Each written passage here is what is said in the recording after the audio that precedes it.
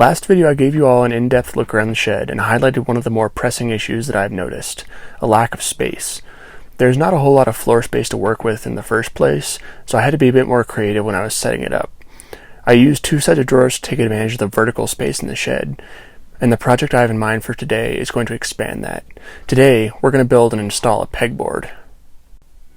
A pegboard is something that I've wanted to build and install for a long time. My dad has one in our garage, and I've always wanted to have that type of low-profile storage for so many tools. The first thing I did was measure and cut the pegboard material. The only size they sold at the store was an 8 by 4 foot panel, so I ended up with a lot of spare material. I'll hold on to it though, because I can probably give it to a friend sometime in the future. I cut the board to 5 feet by 4 feet. The only piece that needs to be trimmed is the corner, because it needs to fit flush with the roof slope. So I measured up each side and marked where it needed to be, and then connected those 2 points and cut it. Thank goodness for geometry class. Next, I cut the 1x1s to size for supports. The pegboard has to sit away from the wall to allow the tool hooks to slide behind it and brace on the board. The 1x1s were perfect for the job. They weren't too wide and they weren't too short, so it didn't take up too much space, but they also allowed the pegs to move behind the board. I cut 2 vertical supports and 1 horizontal piece for the top.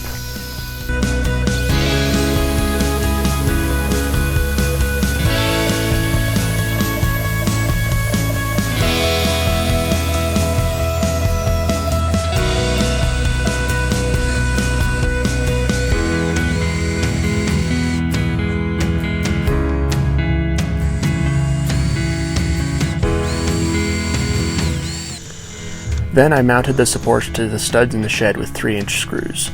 It's probably overkill for this gig, but I didn't want the thing ripping out of the wall and falling on me when I was working in here. When we stapled the insulation in here last fall, some of the staples were not sitting flush with the 2x4s in the wall. My dad and I call our hammer the persuader, and I knocked the staples flat to ensure that the supports were flat on the wall.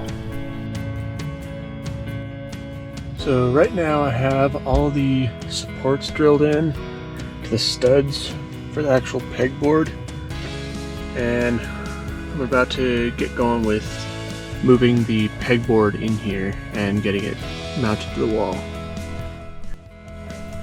Mounting the pegboard was definitely a 2-person job because it's so large and cumbersome, so my dad came out to help me get the first few screws into place.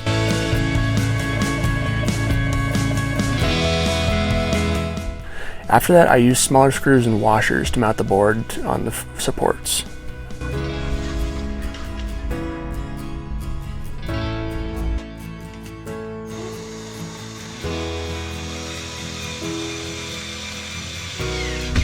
Cool.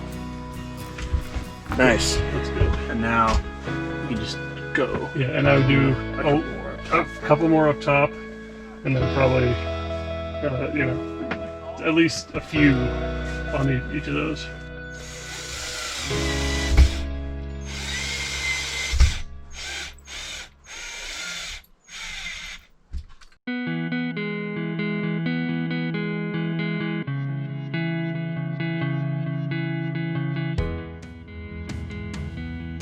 So for the top of the pegboard, because I'm not going to be able to reach it all that often, I have another idea for it. I'm going to put my race plates up there, so I have this one from the NICA season of last fall, this one from this spring season from NBA, and then these guys from NBA as well. So I'm going to hang those up there and give it a little bit of a personal touch. Take 2 on nailing these things in place. Using real nails now. I found some rather nasty looking tacks in the garage. I tried them and they don't really work, so I'm just gonna use nails.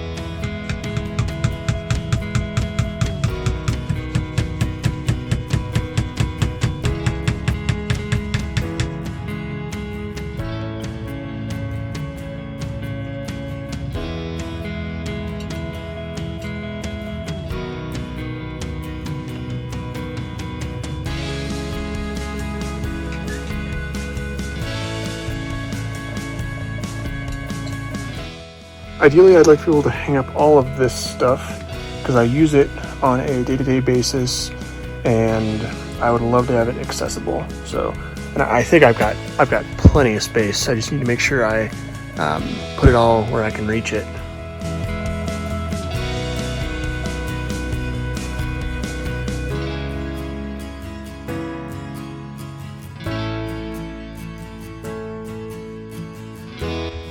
So now that I have the pegboard done, I'm going to clean up this bike. I've got a race tomorrow. Well, race. And just see how this new setup works. So I'm really excited to test it all out.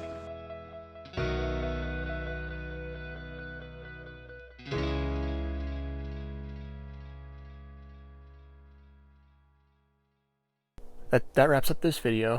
Hope y'all enjoyed it. I think I'm going to be able to start producing more ride-related videos based on more trails around town now that I've got a better handle on my school schedule, so stay tuned for that. Oh yeah, before this video ends, the other thing I did was I put a GoPro mount on my pegboard, so now I can get some cool action shots around the shop. Thanks for watching, and I'll see you next time.